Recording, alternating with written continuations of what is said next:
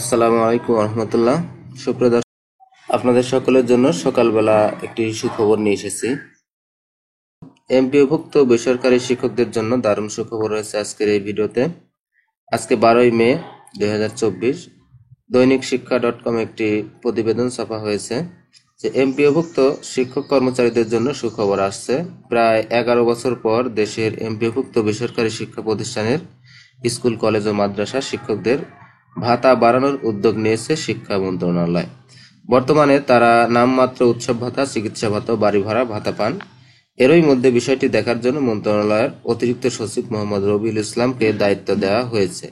শিক্ষামন্ত্রী মহিবুল হাসান চৌধুরী নওফেলের উদ্যোগে শিক্ষকরা এমন সুবিধা পেতে যাচ্ছেন। কোনো শিক্ষক সংগঠনের দাবি বা আন্দোলনের মুখে নয়। যদিও গত 30 বছর ধরে দেখা গেছে এমপিও শিক্ষকদের সরকার কিছু দেওয়ার খবর সাংবাদিকদের কাছে পেয়ে ওই দিনই বিবৃতি দেয় শিক্ষক সংগঠনগুলো। হঠাৎ করে প্রেস ক্লাবের সামনেও জড়ো হয় 10-12 জন। আবার সাংবাদিকদের অনুরোধ করে মিথ্যা লেখার জন্য।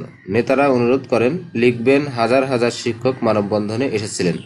ক্রেডিট নিয়ে কারাকারি করে শিক্ষক সংগঠনগুলো অধিকাংশই। ফলে অনেক দাবি পূরণ হয় না যথাসময়ে।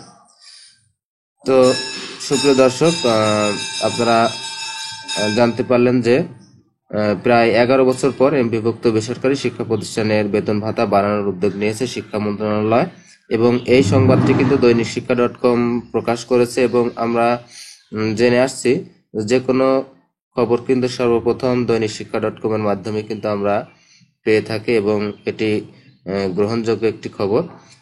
তো বিস্তারিত আমি ডেসক্রিপশন বক্সে দিয়ে দেব, আপনারা সেখান থেকে পড়ে নেবেন। তো পরবর্তী আপডেট তথ্য পেতে চ্যানেলটি সাবস্ক্রাইব করে বেল আইকন বাটনটি অন করে রাখবেন। ধন্যবাদ সকলকে।